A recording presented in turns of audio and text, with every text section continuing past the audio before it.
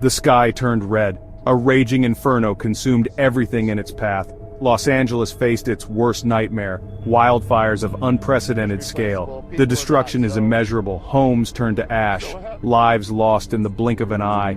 The statistics are grim. Over 40,000 acres scorched. That's the size of 1,800 Alcatraz islands. The Palisades fire and the Eaton fire, relentless in their fury, have become symbols of this tragedy. The death toll climbs daily. 25 souls lost, their stories tragically cut short. The fires burn with an insatiable hunger. Containment efforts struggle to keep pace. Only 18% of the Palisades fire is contained. The Eaton fire fares slightly better at 35% containment, but the threat remains.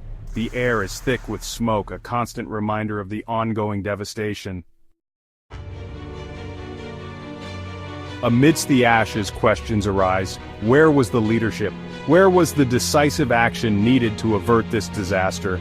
Governor Gavin Newsom and Mayor Karen Bass face mounting criticism for their response to the crisis. Critics argue that Newsom's focus on progressive policies, rather than proactive fire prevention strategies, left the state vulnerable. His response, they say, has been slow and inadequate. Mayor Bass, too, faces scrutiny. Her handling of the crisis, particularly the city's preparedness and evacuation procedures, has come under fire. The time for blame shifting is over. The people of Los Angeles deserve answers. They deserve accountability. They deserve leaders who will prioritize their safety and well-being above all else. In the aftermath of the fires, a controversial question emerges.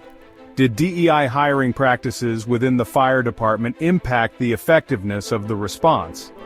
Some critics argue that an overemphasis on diversity, equity, and inclusion compromised the hiring of the most qualified firefighters.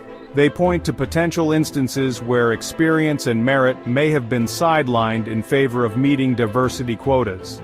This, they claim, has led to a less experienced fire crew, ill-equipped to handle a crisis of this magnitude. It's a debate that is uncomfortable, yet unavoidable. Did DEI cost lives?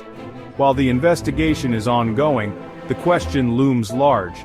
Did well-intentioned policies inadvertently hinder the city's ability to combat this disaster? It's a question that demands a thorough and transparent investigation.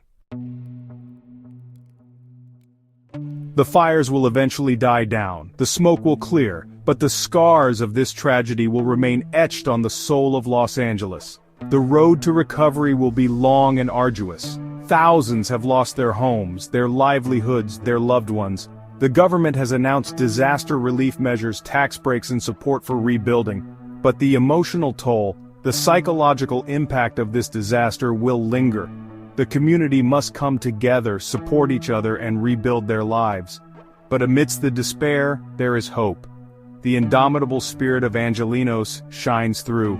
Neighbors helping neighbors, volunteers offering comfort and aid. The human spirit, resilient and unyielding, will guide them through the darkness. The fires have left a trail of devastation, but you can help. Consider donating to local charities and organizations dedicated to disaster relief. Every contribution, no matter how small, can make a difference. Together, we can support those affected and help rebuild the community.